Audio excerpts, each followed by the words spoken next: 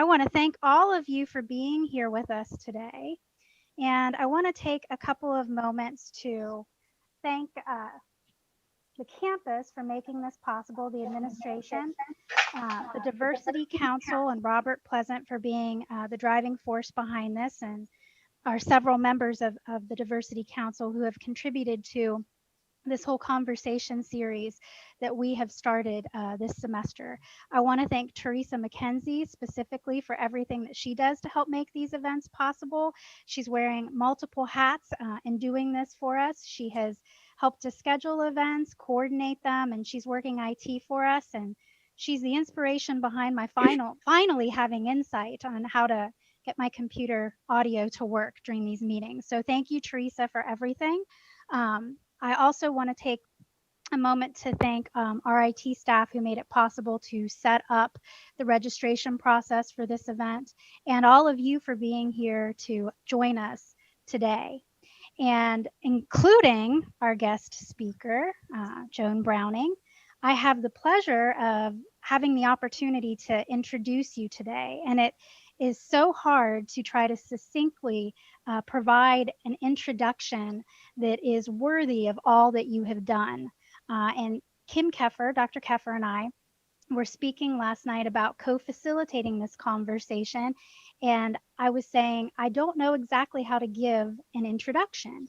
So I know that you're going to be spending a good bit of time, talking about your experiences. So I'm going to keep my introduction brief and say there is no way to give you a worthy introduction.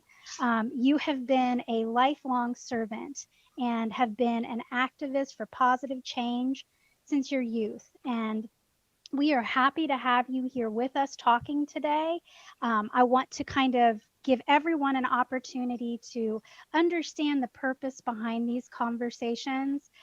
This is an excellent opportunity in our history to be able to come together and have a conversation that opens people's minds and helps us to understand the different perspectives that we have and how those influence who we are.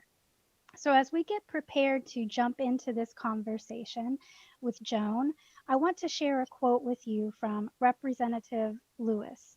And Representative Lewis said, quote, "Do not get lost in a sea of despair.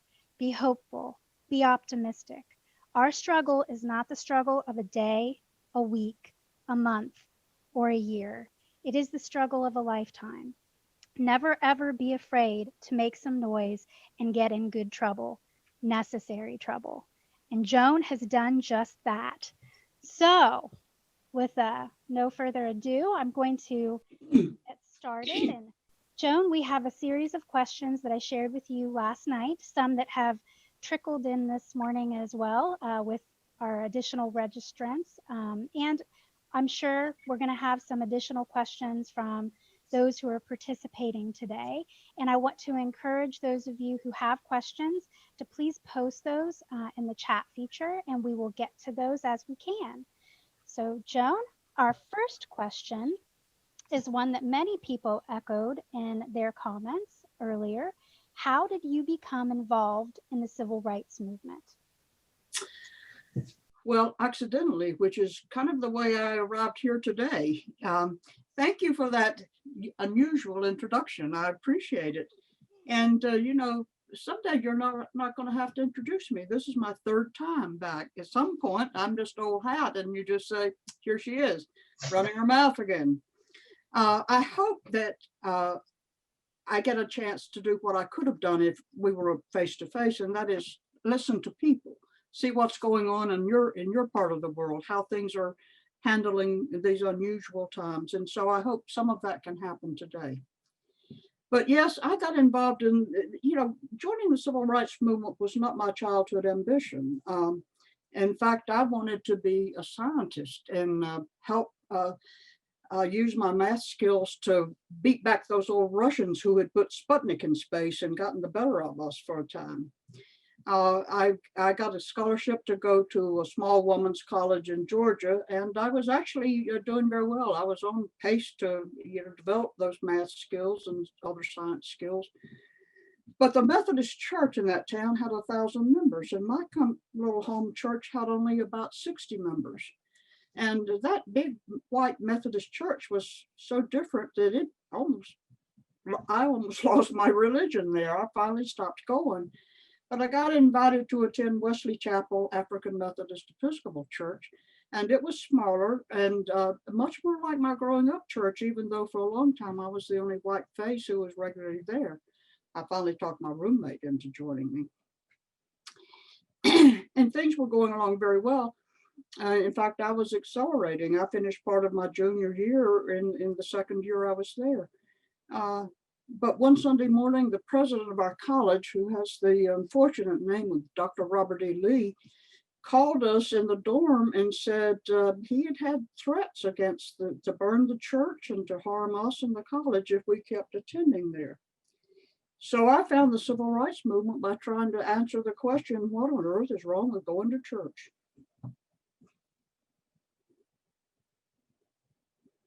And there's more than you ever want to know about that in an autobiographical chapter titled Shiloh Witness in a collection, Curry, Browning, and Others, Deep in Our Hearts, 9 White Women in the Freedom Movement. So, Joan, as you talk about that, one of the questions that we wanted to ask was, how did your race and your gender impact your experiences in the civil rights movement? Well, as you can imagine, there were very few white girls, as we were called for a while, white women in the freedom movement when I was. So there are 2 ways I'd like to lift up today. Much of white supremacy pretended to be based on the protecting white women from lustful Black men. In fact, thousands of Black men had been lynched on that basis.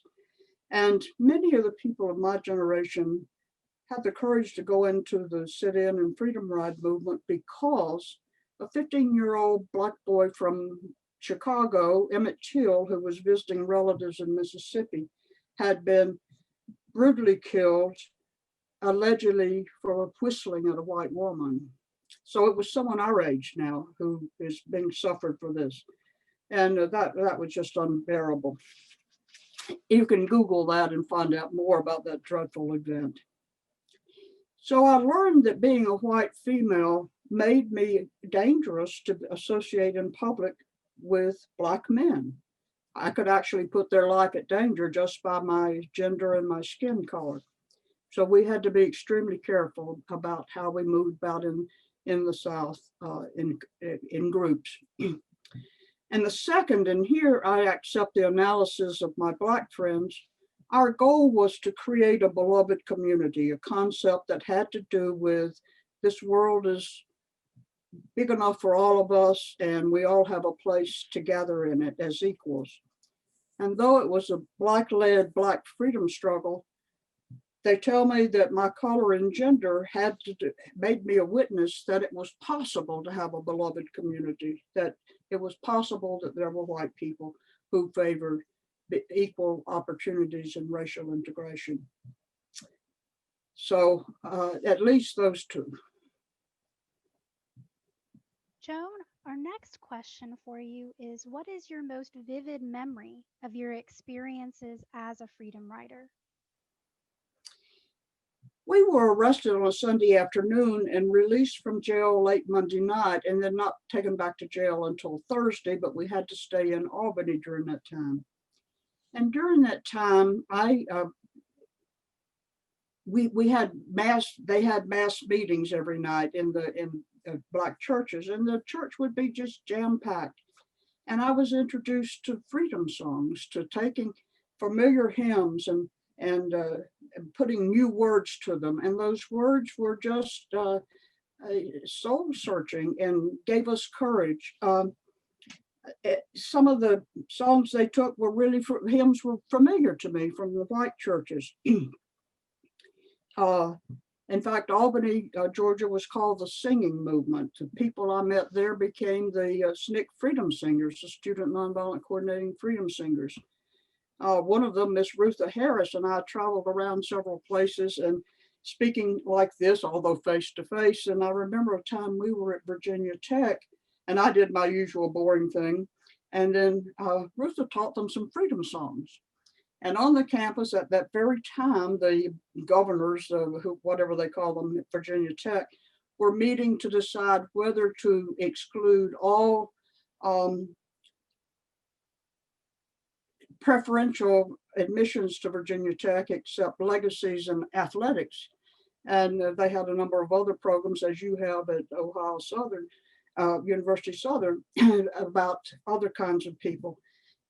She so inspired those students that they got up and went to that meeting and demanding that they continue to offer diversity scholarships. So Ms. Ruther Harris is a force of nature. Another one of those singers was became Dr. Bernice Johnson Reagan, and she organized the a cappella singers that you may have heard, Sweet Honey in the Rock. So music was very important there. And, sometimes speeches and sermons and words get lost, but the songs stay with us. And so even today, I have a thing, I don't know what the name of technology is now, that I can play in my car on long trips of the freedom singers, and they inspire me even now. So the songs were powerful. Another thing that Bernice Johnson Reagan did was she put a speech by Miss Ella Baker to words. It's called Ella's Song. And you can go to Google, YouTube or one of those things and hear different versions, but I recommend the one by Sweet Honey in the Rock. I'm partial to that one. And Miss Ella Baker was the mentor of the youth wing of the student movement, or the movement, when I was there. And so that's a very vivid memory. Of course, as the only white female freedom rider, I was in jail in a cell by myself, and so we wrote back notes back and forth to each other. And Denise can tell you that when I go to Emory University, where those notes are now, I always cry. We were so honest, and we didn't think we were going to live to survive it. So there's no point to have pretense. And so we just said what was on our minds on pieces of toilet paper and paper towels and whatever. I guess I fudged and made two memories out of that, didn't I?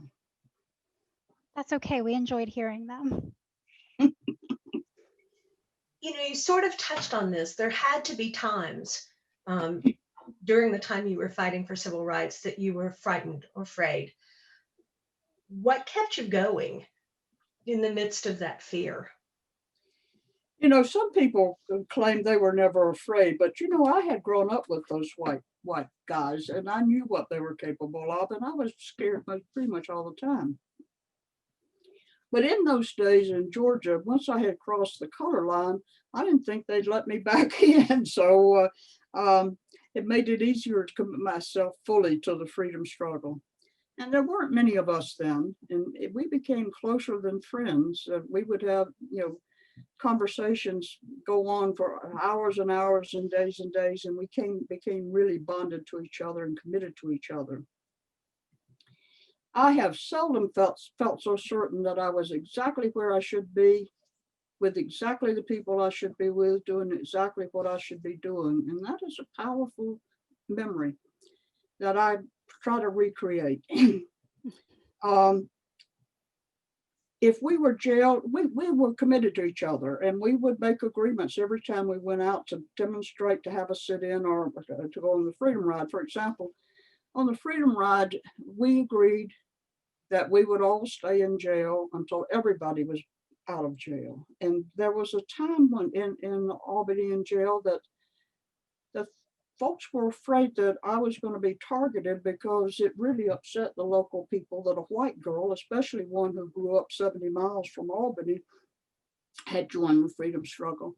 And they were worried that I was going to be singled out for some special harm. And in those notes at Emory, I see that two of the African-American freedom riders, Lenore and Jim, are writing back and forth about, why won't she be bailed out? And I'm writing to them saying, I said I wouldn't. And, we just did what we said we were going to do. And that's a commitment that is rare and very precious. So, Joan, I think that you have touched on some of this already. And if I were in your position, I think it would be very difficult with the many meaningful experiences that you've had. But I'm going to go ahead and ask you anyway. If if you had to try to summarize what the most important message was that you could share with other people about your experiences, what would you say? I would always defer to our mentor, Miss Ella Baker. And there's lots written about her. There's a film called Fundy about her. And I encourage people to learn more about her. Among the things that she taught us was that strong people don't need strong leaders. She taught us each of us has the capacity to be our own leader, and together we can form a sort of a leadership team. Taught us that if you want to change the world for the better, you don't have to be rich or famous or go halfway around the world. You just go outside your door each morning and do the good that you find waiting for you there. And you can do that wherever your door is. So she never worked for an organization so much as she says, I work for a mission, for a cause. And, organizations are just a way to do that.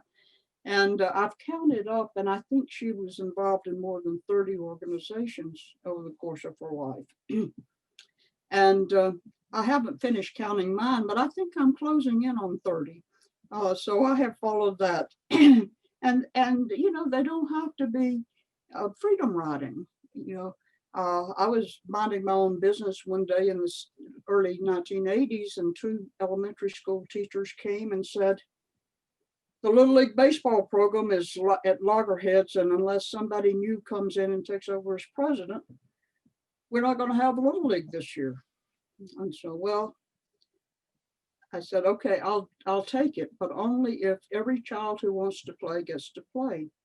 And so in my second year, we had gone from 70 little white boys to 300 people playing on Ronsard, West Virginia Island Park, including boys and girls and of all colors and descriptions.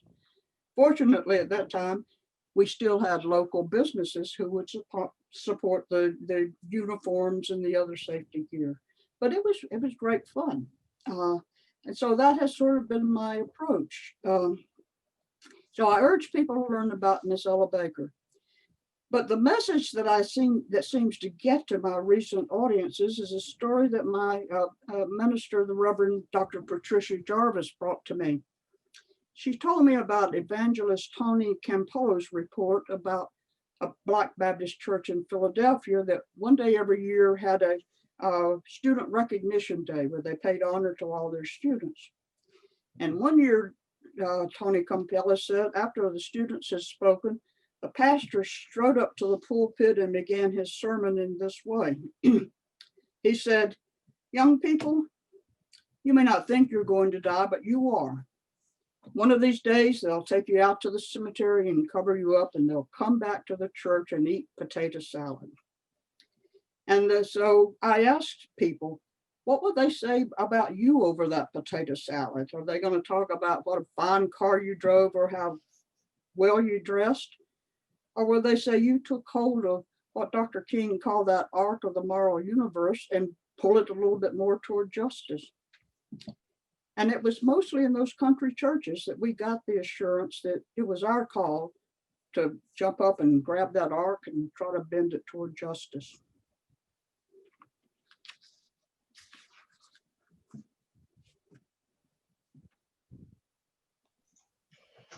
So your fight for equality began nearly 60 years ago. What are your thoughts on the events that have unfolded in our country during the last several months that have motivated so many others to join the fight? I have just been energized by the outpouring of people, and it actually, for me, my awareness of it started 4 years ago with the Women's March in Washington and various places. The thought that people now would put themselves in some danger, at some inconvenience, and some risk to say that things aren't going the way they should. My little community here, excuse me, my puppy wants to join the conversation. My little community here had an issue about, they wanted to amend their human rights ordinance to include sexual identity, orientation, and whatnot. And you know, we had people who reminded me of the 60s who came in here from outside trying to very hard to sway that. And I'm just really proud of my community for finally endorsing it. And I know that the politicians, the elected officials who do that are still under some pressure several years later. But I think one of the most exciting things that has happened in recent days is the Black Lives Matter movement. You know, I had no idea that many people would in that many places, including my little community, would print homemade signs saying, "I can't breathe," or "Let me breathe," and make speeches and come out and be identified as in favor of treating Black people as equals to the rest of us and giving everybody a chance at life. I found it very encouraging, and I'm trying in my dotage to find a way to be supported. Joan, we had a question from one of our registrants that asks about a specific person who you may or may not have interacted with directly or heard of. And we're just curious if you had any experiences with Viola Falver Liuzzo. No, I didn't. I heard about her, of course, and many years later, I had a long-term consulting assignment with the University of Alabama, and my friends there took me touring the civil rights movements. The memorial to Mrs. Liuzzo, where she died on a really lonely stretch of US Highway 80, about 30 or 40 miles out of Selma, is one of the most poignant sights on this planet. If you're ever on Highway 80 between Selma and Montgomery, stop. They now have a memorial to her, and it reads, "In memory of our sister, Viola Liuzzo, who gave her life in the struggle for the right to vote." And it was presented by the Southern Christian leadership women, including Mrs. Evelyn Lowry, and in fact, I did not ever know her then. I've always honored and respected her. Just a few weeks ago, I was on a session with Freedom Riders at Mount Holyoke, and we were remembering people, and I made sure that we remembered her. And in the miracle of Facebook, I am now a Facebook friend with one of her daughters. How nice. When Dr. Barnes did her unusual introduction for you, she used a quote that fits right in with this question. You have remained for all of this time a positive and encouraging change agent. How do you encourage others to, as the representative said, remain optimistic, to be hopeful, and to stay the course? Well, I rely on my faith, and more and often becomes the simple faith that I learned in my little country church to keep me going. But one of the things I often do is I quote from Ella's song, the song that I mentioned that Dr. Bernice Reagan converted from a speech Ella gave in 1964. And let me quote it for you. It says, "We who believe in freedom cannot rest.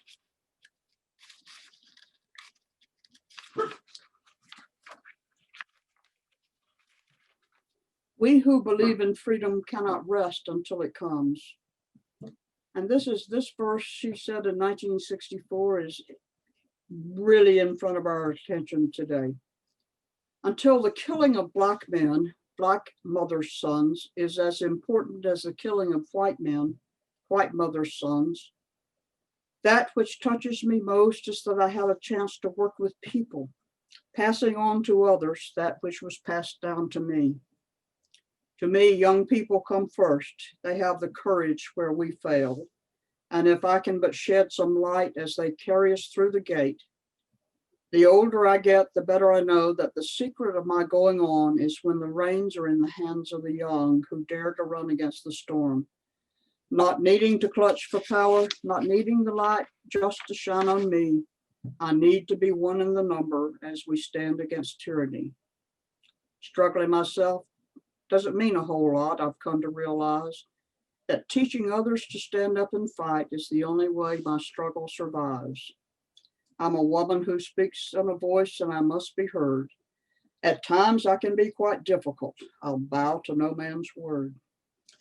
Wow, what a perfect sermon that was and is and remains even now. And so that's one of the best things that I can pass on to encourage people. So Joan, you kind of touch on this in your response just now, but we have a question that one of the registrants had asked in their registration.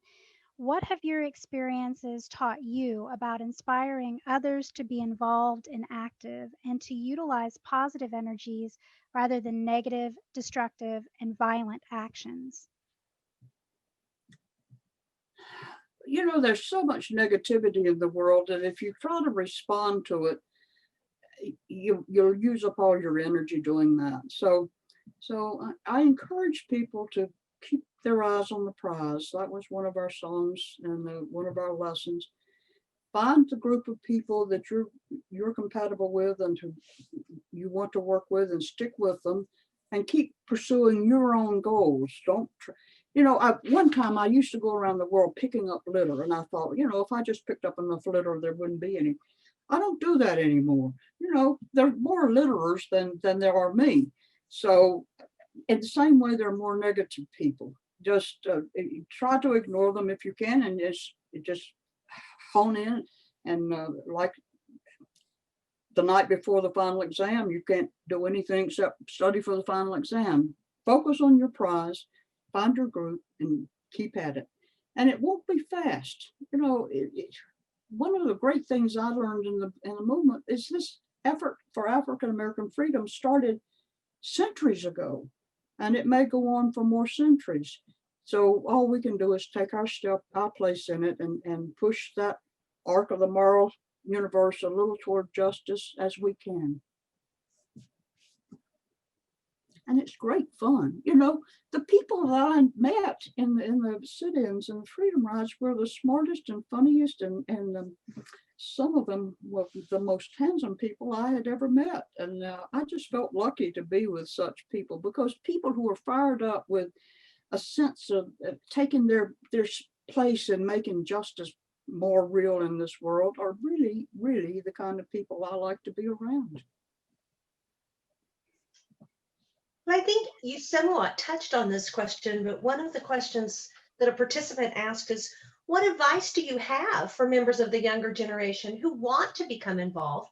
They want to be a part of encouraging social change, but they really don't know how to begin.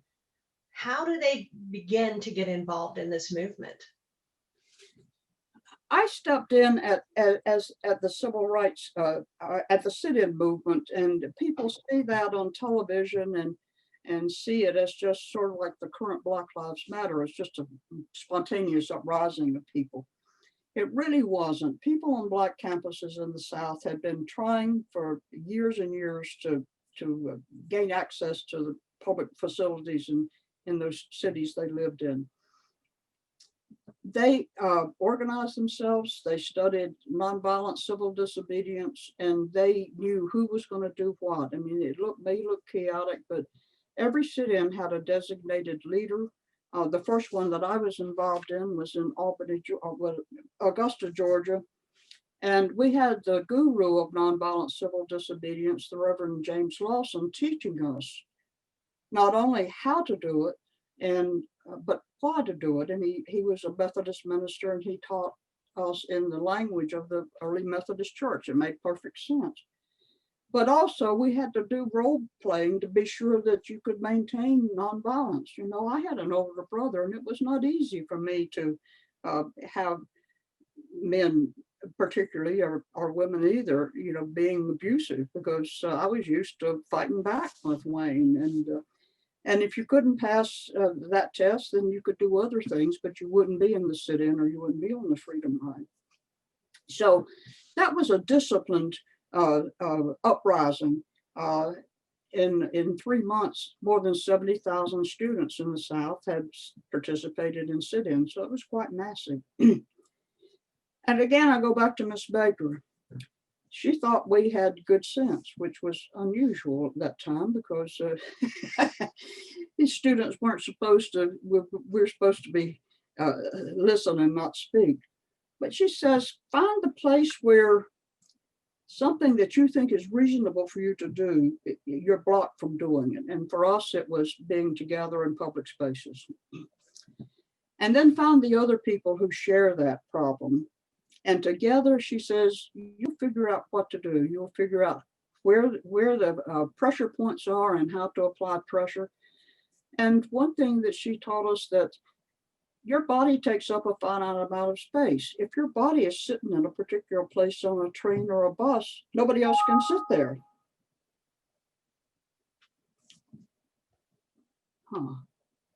Something's popped up here. So you have power. You have the power of where you put your body, as well as the power of your mind. And so she also taught us that the leaders of a movement are the people who hurt the most. In other words, probably what Jesus called the least of these would be the leaders. And if, as college students, we might know how to write press releases or look up laws or figure out, where the pressure points might be in the system. But the people who hurt the most are the leaders. And I find that has worked for me all through my life. The rest of us are what's now being called allies. But there's great joy in being an ally to a righteous movement.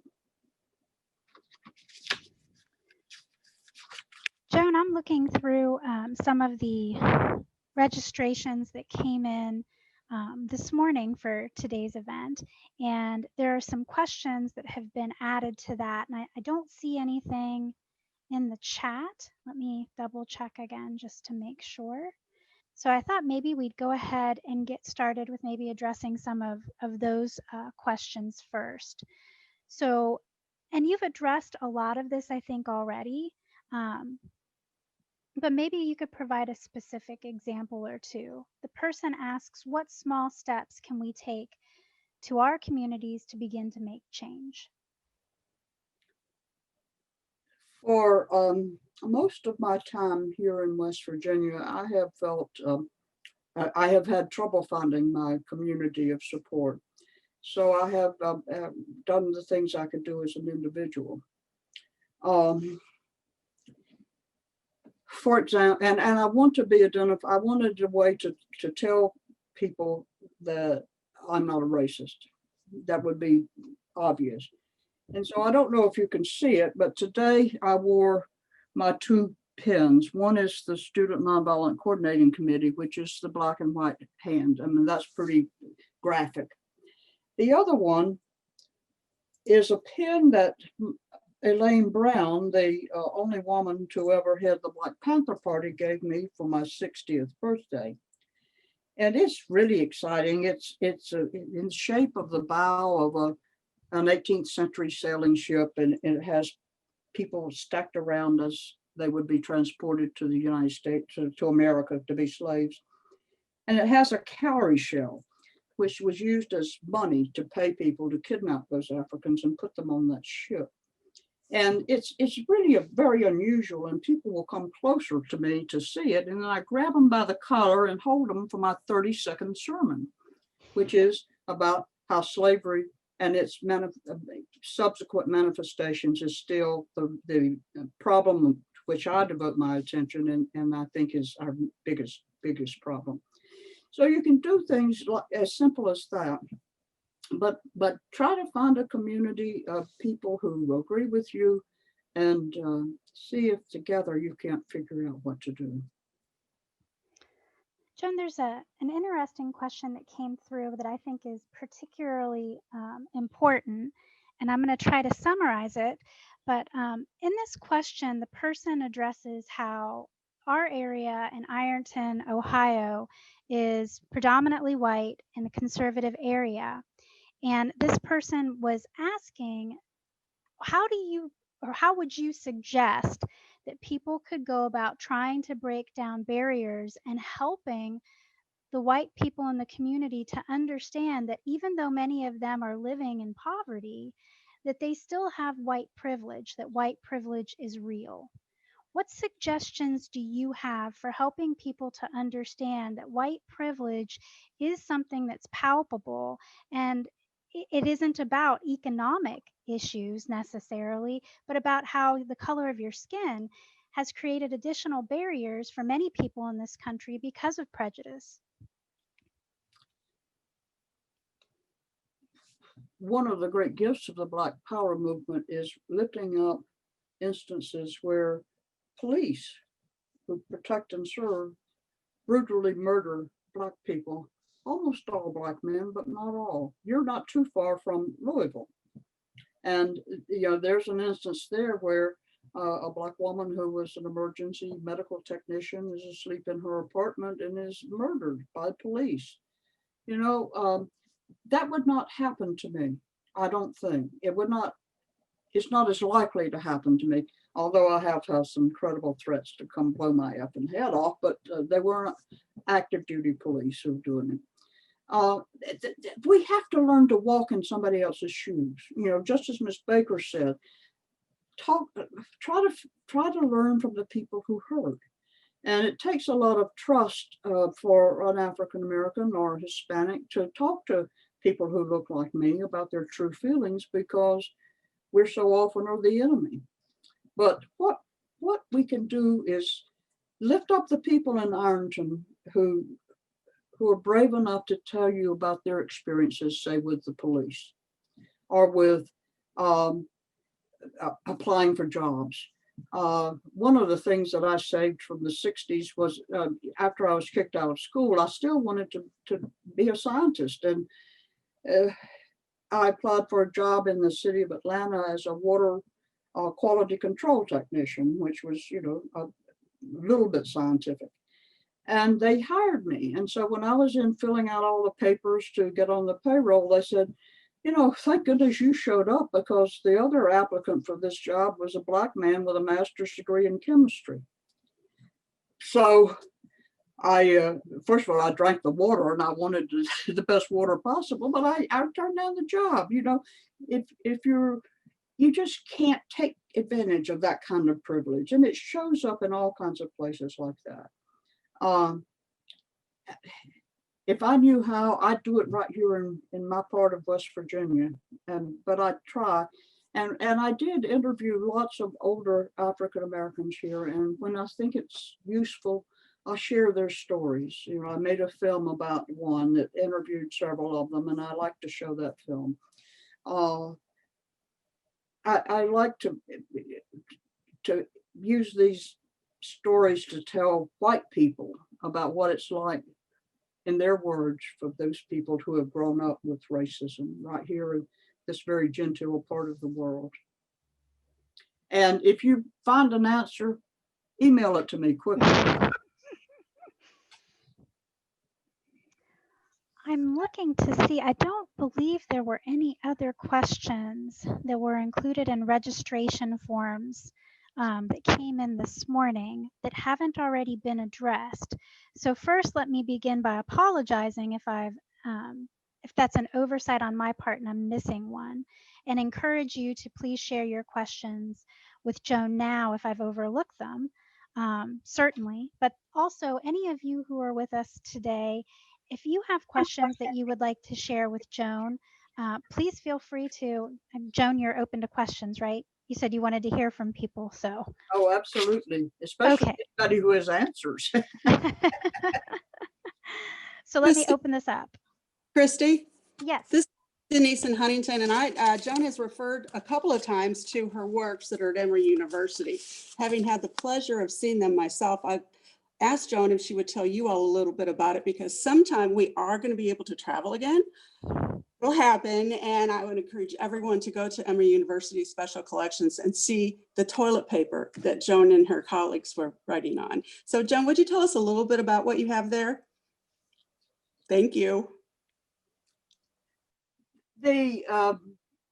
You know, there were 4 cells of us. There were a couple of white men and some black men, black women, and me on the Freedom Ride.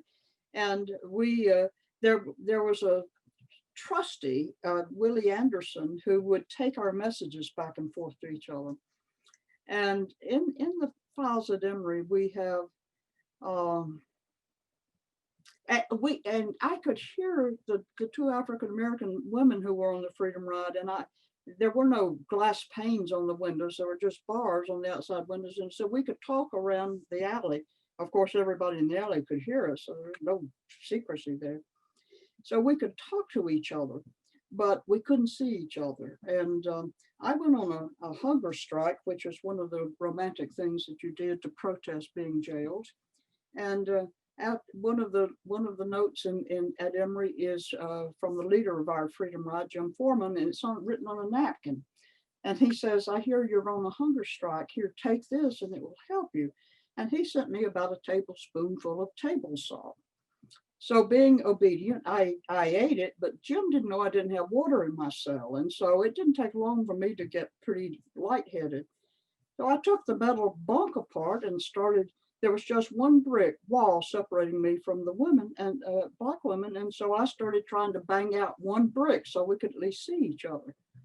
Well, the police came in and ordered me to stop and said if I didn't, they were going to put me in a straitjacket. And of course, I was so naive, I didn't know what that was. So I asked, and then I decided, I didn't want to wear one of those. And so I stopped banging on the bricks. But one of the notes that I wrote, one of the things that I did just before going on the Freedom Ride was to go to the Spelman College annual Christmas concert. It was a Black women's college in Atlanta. And I heard for the first time the hymn, "Go Tell It on the Mountain." And so one of my notes asked, I can't sing, I couldn't sing then. So I asked Norma to lead us in singing "Go Tell It on the Mountain," and they did. And so we sang back and forth. One of the items there is a 6-foot long piece of toilet paper. And with our pandemic run on toilet paper, you'd be curious to know that a piece that was 6 feet long still exists, and the ballpoint writing on it still legible. So I shudder at the quality of the toilet paper in the jail in Albany. But it includes an outline for the Sunday sermon. We were going to have a service, and it talks about how we're going to go about that. Those letters are written on scraps of paper and toilet paper and paper towels. And as I said, we weren't sure we were going to live, so we weren't hiding anything. We were very honest with each other. And what makes me cry is how much they were protective of me. There's my collection that I kept all these years, and then there's another collection that Lenora Tate kept, and she has put them there. So we have, what I wrote to her is in her collection, and what she wrote to me is in my collection, and together they tell quite a story about what it's like for young people to be in jail. And there have been at least 2 papers written using those letters.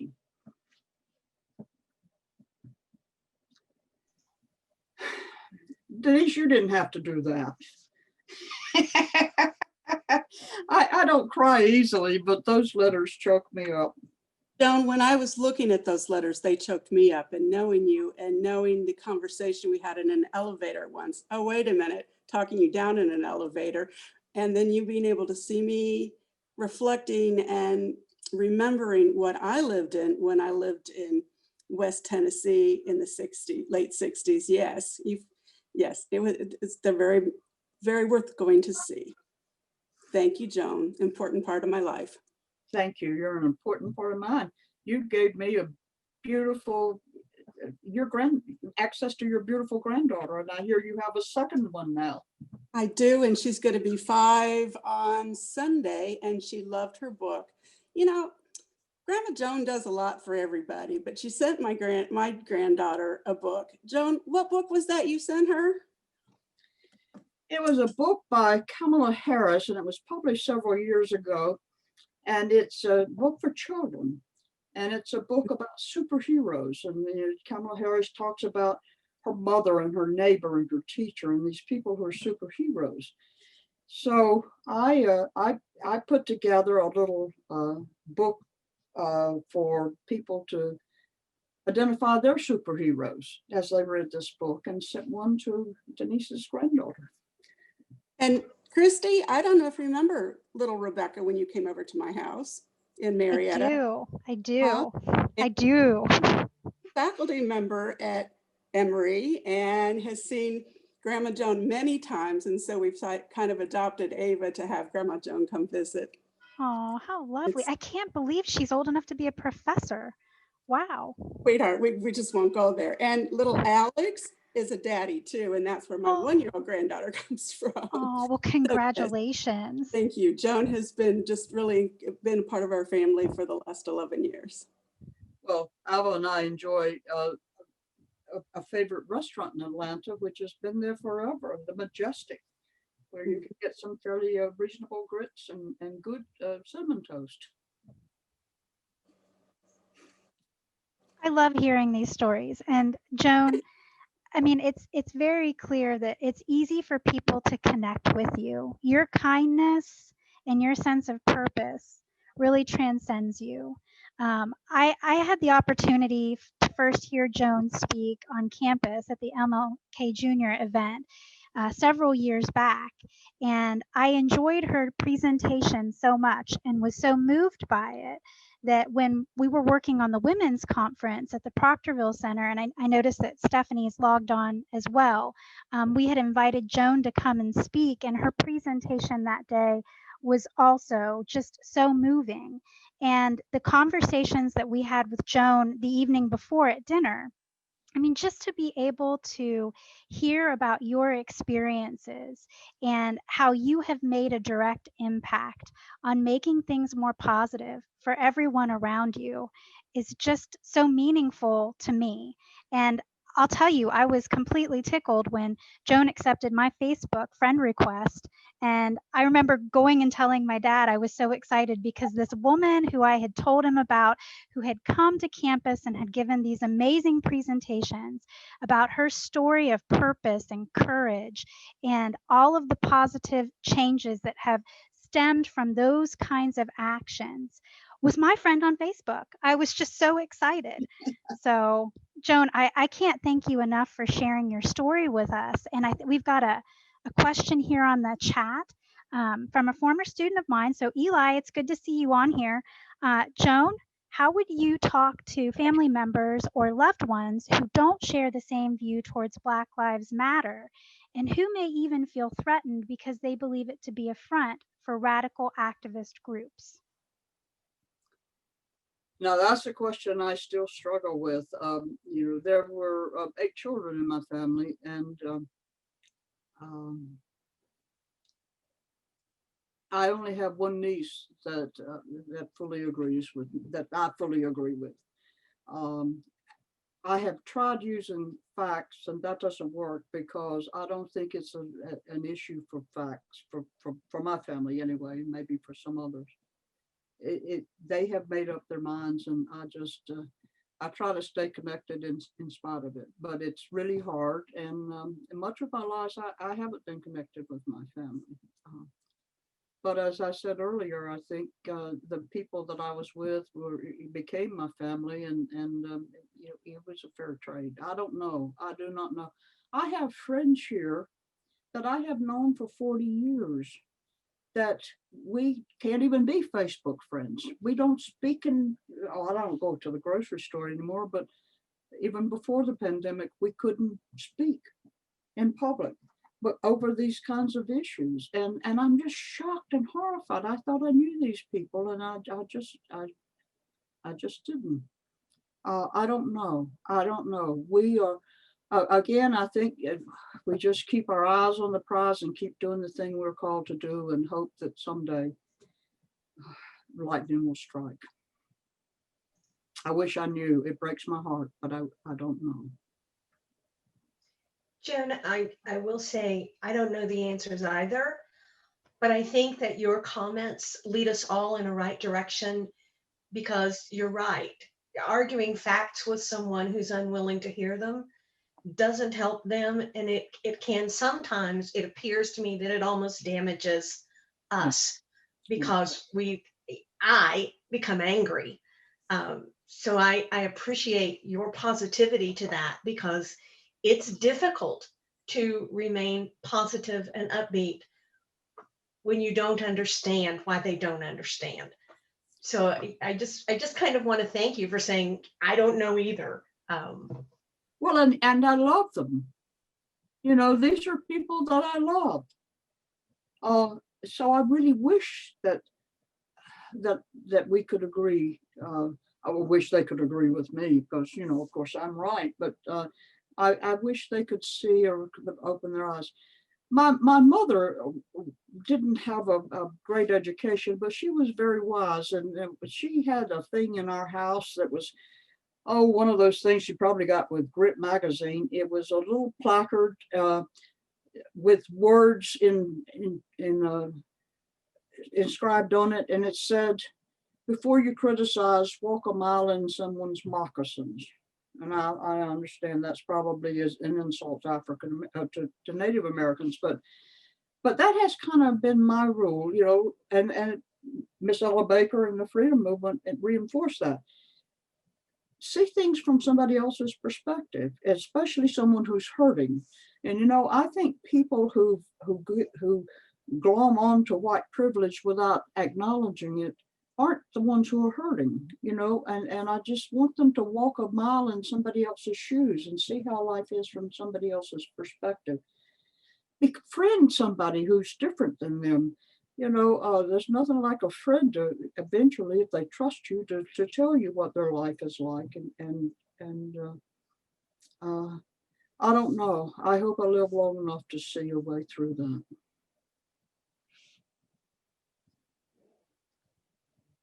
Before we wrap up for the day, because we're getting close to time, I'd like to invite you one more time to please share any of your questions with Joan.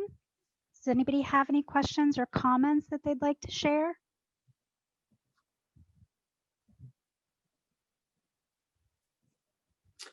Well, if they don't, I have one more thing I want to say to the people of Ironton. I know you probably think you're in one of the backwaters of the world, but I promise you that where I grew up was truly in the backwaters.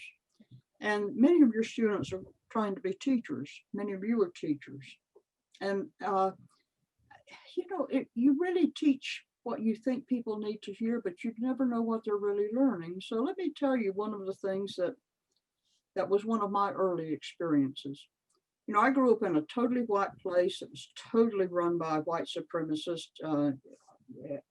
you know, so it was not natural for me to find my way into the freedom movement. But I went to a 2-room school with 2 teachers and 7 grades and 52 students. And if I mastered the lesson for the day, which I did fairly easily, they would give me books to keep me occupied. And one of the books they finally gave me this big, thick, massive book called The History of Telfair County, Georgia, the county we lived in. And I did read that, and it was a lot of, historians wouldn't call it history. But years later, when Connie and Casey invited me to get together and write about myself, I said, well, let me just sit down and think, what do I remember? And there were 2 stories in there that have stuck with me, you know, 40 years later. One was a story told by a woman about her grandmother. When her grandmother was 5 years old, she was in West Africa out one Sunday hunting guinea eggs with her friends. And some white men came up to them and showed them some red flaming cloth and said, if you want more cloth, come on this ship and we'll give you some. And they went on the ship, and as the grandmother recalled the story, and we didn't see daylight again until we brought to this country and made slaves to the white people. Well, that 5-year-old landed in Telfair County, Georgia.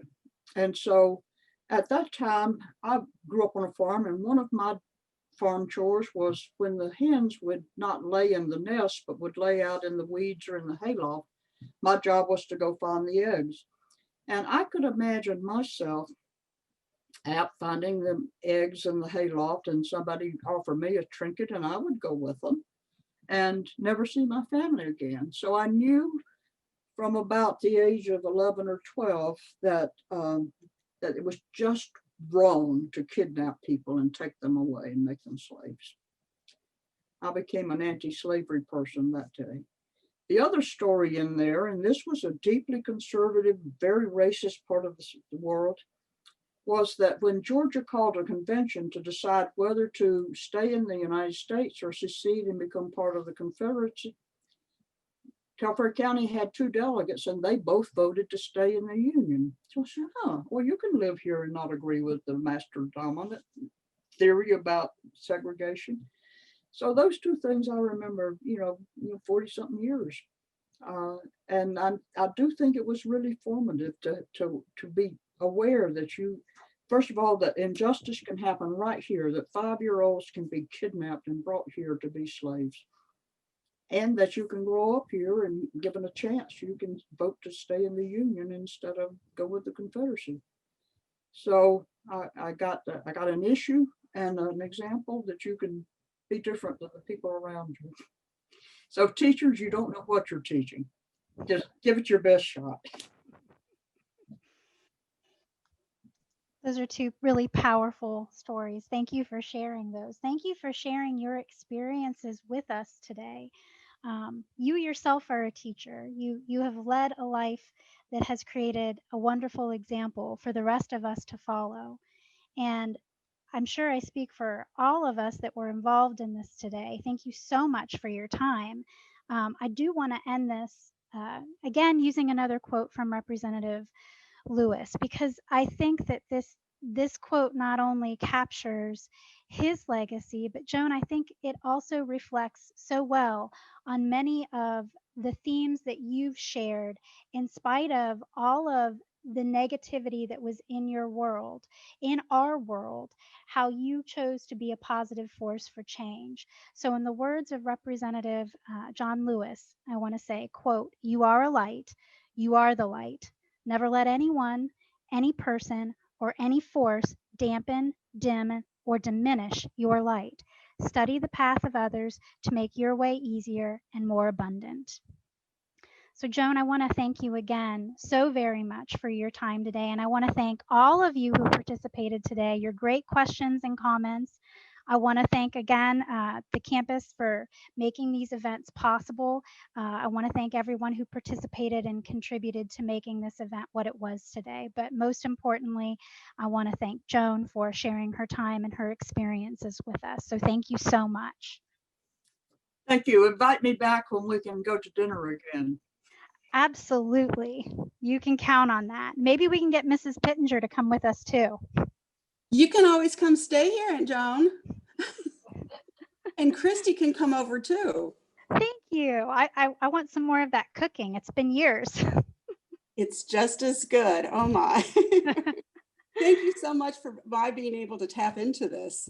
Thank you for coming. We really appreciate it. Oh, social media does it all. I read about it and I went, oh my, I like this. So, well, thank you. Thanks, everybody. Thank you, everyone. We appreciate everyone who came and participated. Absolutely. And you are recording this and you will put it on something? Absolutely. We will make sure you have a copy of that. Thank you. Thank you very much. Thank you so much. And next time, don't introduce me. Just say, here's a member of our family. Well, I've got to say, I appreciated that it was an unusual introduction. I didn't know quite what to say. As I said, it's hard to try to put into words. I mean, how do you introduce someone like you? I mean, to tell you that I was literally tickled that you accepted my friend request. Oh I mean, goodness. you are so, you are just so remarkable. Your life has been so remarkable, and that you continue to still find every opportunity you can to give back to others in the community. It's just very inspiring. And I just didn't know how to give you a proper introduction. And when Robert and I were talking, we did say, now we need to keep it short because people want to hear Joan. So that's his way of saying, Christy, you talk too much. So, which is true, I do. So, Well, thank you. But my sermon is that I am a really ordinary person, and everybody has the opportunity to do this. Just when history knocks on your door, just answer and go. Thank you all.